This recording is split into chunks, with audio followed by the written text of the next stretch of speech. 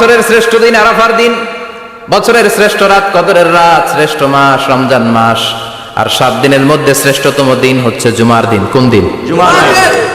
এই সূরাতুল জুমা নিয়ে আমরা কথা শুনবো ইনশাআল্লাহ। বলেন, এটা সাধারণ দিন নয়। ফিহি খালাকাল্লাহু আদম, কালকের এই দিনটায়, এই জুমার দিনে আল্লাহ তাআলা সাইয়েদনা আদম আলাইহিস সালামকে তৈরি করেছে।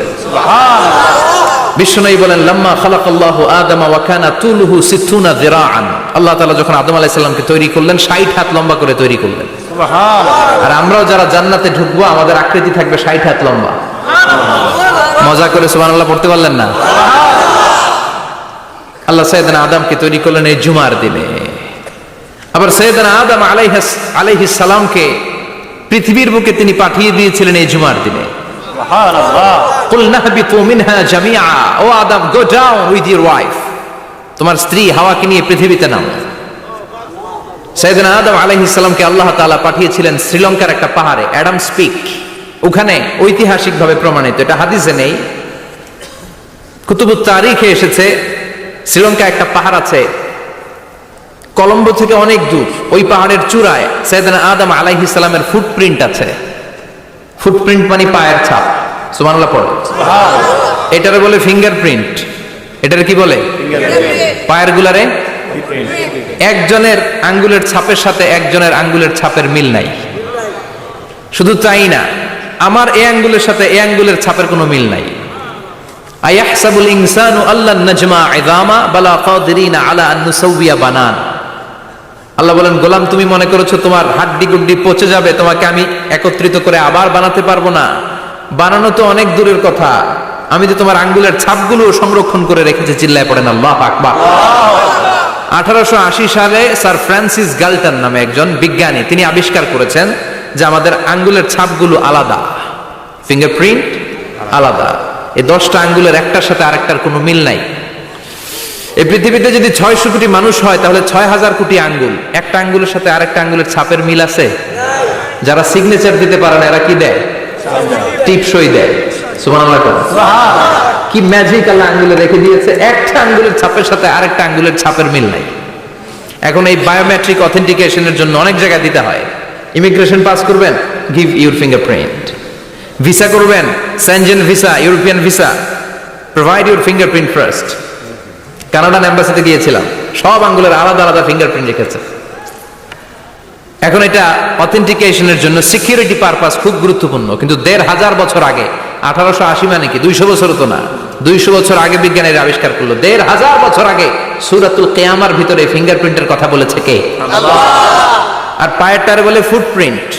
এটা প্রাণীদের ক্ষেত্রে প্রযোজ্য, কারণ প্রাণীদের আঙ্গুল নাই, আছে? ওদের আছে পা। বাঘের কয় পা? কথা কয় না? 4 পা।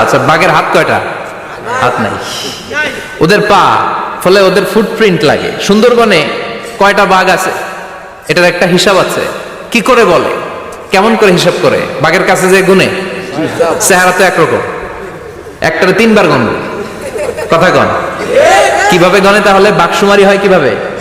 ফুটপ্রিন্ট, পায়ের ছাপ। একটা বাঘের পায়ের ছাপের সাথে আরেকটা বাঘের পায়ের ছাপের কোনো মিল নাই। আবার কাবা ঘরের পাশে একটা ছোট্ট জায়গা আছে, এই জায়গার মধ্যে রাব্বুল আলামিন সব নবীদের পিতা সাইয়েদনা ইব্রাহিম আলাইহিস সালামের ফুটপ্রিন্ট রেখে দিয়েছেন। ওয়াত্তাখিযু মিন মাকামি ইব্রাহিম মুসাল্লা, সাইয়েদনা ইব্রাহিমের দাঁড়ানোর জায়গায় তোমরা নামাজের জায়গা করে নাও। আল্লাহু আকবার। সাইয়েদনা ইব্রাহিম আলাইহিস সালামের পায়ের ছাপ আছে কিন্তু মাকাম ইব্রাহিম।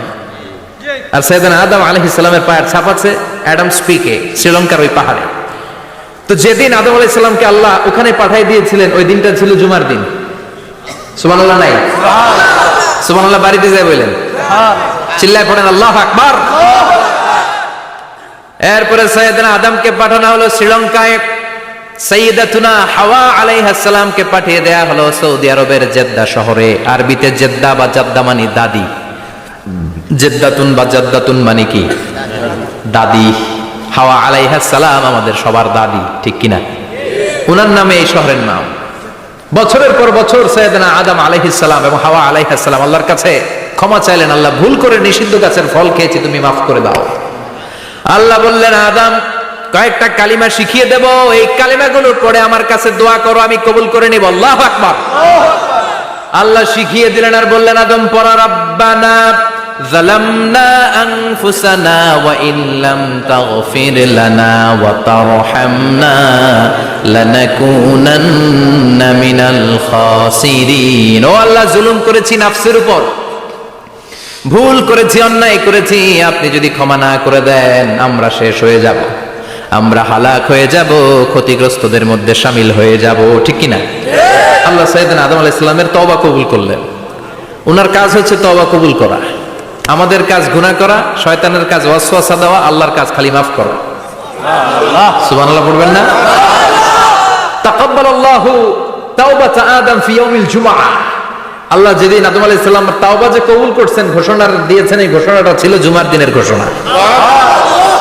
আবার সাইয়েদনা আদমকে যেদিন রূহ কবজ করে আবার নিয়ে যাওয়া হয়, ওই দিনটাও ছিল জুমার দিন। পড়েন সুবহানাল্লাহ। পৃথিবীতে একজন মানুষই শুধু জানতেন যে তিনি পৃথিবীতে কতদিন বাঁচবেন, সেটা হচ্ছে সাইয়েদনা আদম আলাইহিস সালাম। ওনাকে বলে দেওয়া হয়েছিল, উমরুকা আলফু সানা, তুমি পৃথিবীতে বাঁচবে 1000 বছর। কয় বছর? সাইয়েদনা আদমের সামনে অনেকগুলো রূহ রাখা হলো। সাইয়েদনা আদম বললেন, এরা কারা? আল্লাহ বললেন, এরা হচ্ছে নাসালুক, তোমার বংশধর, পৃথিবীতে তোমার পরে এরা পৃথিবীতে আসবে। সাইয়েদনা আদম বললেন, আল্লাহ ওই যে একটা রূহ দেখা যায়, এটার নাম কি? আল্লাহ বললেন, হাদা ইবনুকা দাউদ, এটা তোমার ছেলে দাউদ, সে দুনিয়াতে নবী হয়ে আসবে, তার ছেলে সুলাইমানও নবী হয়ে আসবে। সাইয়েদনা আদম বললেন, মাবুদ, আমার ছেলে দাউদের কত বছর হায়াত আপনি দিয়েছেন? আল্লাহ বললেন, 40 সানা, মাত্র 40 বছর, 4 ইয়ার্স, 40 বছর তোমার ছেলেটা বাঁচবে। ও আল্লাহ, আমি বাঁচবো কয় বছর? তুমি বাঁচবা 1000 বছর। সুবহানাল্লাহ।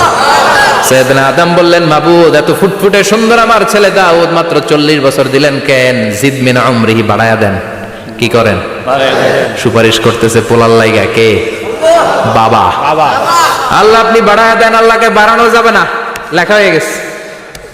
রুফিআতিল আকলাম ওয়া জাফফাতিস সুহুফ, কলম তুলে নেওয়া হয়েছে আর কালি শুকায় গেছে, আর কিছু করা যাবে? সাইয়েদনা আদম বললেন, মাবুদ, আমার 1000 বছর কেন দিলেন? আমার এই সুন্দর ফুটফুটে ছেলেটারে মাত্র শুধুমাত্র 40 বছর কেন দিলেন? ও মাবুদ, আমার 1000 বছরের দরকার নাই, আমার 1000 বছর থেকে 60 বছর আমি আমার ছেলেরে দিয়ে দিলাম। দাউদ আলাইহিস সালাম বাঁচবে 40 বছর, তো বাপ আদম যদি আরো 60 দেয়, 40 আর 60 মিলে কত হয়? ভালো হিসাব বোঝে, 100। আর আদম আলাইহিস সালাম পেয়েছিলেন 1000 বছর, 60 কমে গেলে রইল কত? 940 বছর পৃথিবীতে থাকার পরে মালাকুল মাউত চলে এসেছে। কারণ এটা on time, the death will come on time, it never late, কখনো দেরি হয় না। আল্লাহ বললেন, লিকুল্লি উম্মাতিন আজালুন ফাইযা জাআ আজালুহুম লা ইস্তাখিরুনা সাআতান ওয়া লা ইস্তাকদিমুন। মৃত্যুর একটা নির্ধারিত সময় আমি বেঁধে দিয়েছি, অন টাইম, অন টাইমেই চলে আসে, 1 সেকেন্ড আগেও আসবে না, 1 সেকেন্ড পরেও আসবে না। 940 বছর বয়সে মালাকুল মাউত এসে হাজির, এসে বলল, জিইতু আন আকবাদা রূহাক, রূহ কবজ করতে আসছি। আদম আলাইহিস সালাম বললেন, রূহ কবজ করতে আসছেন মানে? আমি বাঁচবো 1000 বছর। কয় বছর? মালাকুল মাউত বললেন, না না, ওই যে আগের কথা স্মরণ করেন, আপনি 60 বছর দিয়ে দিয়েছিলেন। কয় না, আমি দেই নাই, আমি আরো বাঁচুম, আরো 60 বছর পাওনা আছি, আমি দেই নাই। মালাকুল মাউত বললেন, আপনি দিয়েছেন। আদম বলে, দেই নাই। মালাকুল মাউত বলে, আল্লাহ ঘটনা দেখেন, দিয়া কয় দেই নাই। আল্লাহ কয়, থাক, কথা কইস না, আয়া পড়। সুবহানাল্লাহ পড়েন। নাসিয়া আদম ফানাসিয়া বানু, ভুলে গেছেন উনি, আমরা ভুলে যাই, আমরা খেয়ে বলছি খাই নাই, নিছিলাম পকেটে, কয় নেই নাই। এরকম ডাকাইত আছে না নাই? নাসিয়া আদম ফানাসিয়া বানু, বিশ্বনবী বললেন, আদম ভুলেছে তো তার সন্তানরাও ভুলে যায়।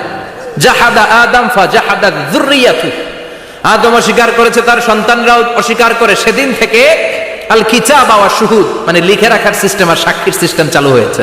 সুবহানাল্লাহ পড়েন। 940 বছর বয়সে মালাকুল মাউত এসে আদম আলাইহিস সালামের রূহ নিতে পারে নাই। উনি 1000 বছর যখন হয়েছে তখন এসে সাইয়েদনা আদম আলাইহিস সালামের রূহ কবজ করেছে। যেই দিন পৃথিবীর প্রথম মানব, প্রথম নবীর রূহ মালাকুল মাউত দুনিয়া এসে কবজ করেছে, ওই দিনটাও ছিল জুমাবার। আল্লাহু আকবার। আবার বিষ্ণু বললেন লা তাকুমুস সাআহ ইল্লা ফি ইয়াউমিল জুমআহ ইযা যুলজিলাতিল আরদু জিলজালাহা ওয়া আখরাজাতিল আরদু আসকালাহা ইযা রুজ্জাতিল আরদু রাজ্জান ওয়া বুসাতিল জিবালু বাসসা। কিয়ামতের দিন পৃথিবীটাকে একটা প্রকম্পন দিয়ে কাঁপিয়ে দিবে কে? মারাত্মক একটা ঝাঁকুনি দিবে আল্লাহ, পুরো পৃথিবীটা কেঁপে ভেঙে চুরে খান খান হয়ে যাবে। এই ঝাঁকুনি আর আর্থকোয়েক ভূমিকম্প এর ঘটনাটা যেদিন ঘটবে ওই দিনটাও হচ্ছে জুমার দিন। চিৎকার করে পড়েন সুবহানাল্লাহ। তার মানে আদম সৃষ্টি হলো জুমার দিনে, দুনিয়ায় নামিয়ে দেয়া হলো জুমার দিনে, তওবা কবুল করে নেওয়া হলো জুমার দিনে, রূহ কবজ করা হলো জুমার দিনে, আবার কিয়ামত সংগঠিত হবে জুমার দিনে। পড়েন সুবহানাল্লাহ। আবার বিশ্বনবী বললেন আর রমাদান ইলা রমাদান, এক রমজান থেকে আরেক রমজানের মাঝখানে যত গুনাহ হয় মাফ করে কে? আল্লাহ। তারপরে বিশ্বনবী বললেন আল উমরাতু ইলাল উমরাহ, কেউ যদি একবার উমরা করে পরে আবার করলে দুই উমরার মাঝখানে গুনাহগুলো মাফ করে দেয় কে? আল্লাহ। আবার বিশ্বনবী বললেন আল জুমআতু ইলাল জুমআ কাফফারাতুন লিমা বাইনাহুমা, এক জুমার পর থেকে সামনের জুমা আসা পর্যন্ত যে সগীরা গুনাহগুলো হয় সবগুলো সগীরা গুনাহ মাফ করে দেয় কে? রজব শাবানে বরকতে দাও, রমজান মাসে গুনাহ ঝড়াও, সপ্তাহ জুড়ে তুমি বরকতে দাও, জুমার দিনেতে গুনাহ ঝড়াও, রজব শাবানে বরকতে দাও, রমজান মাসে গুনাহ ঝড়াও। ঠিক কি না? তার মানে জুমার দিন গুনাহ মাফের দিন।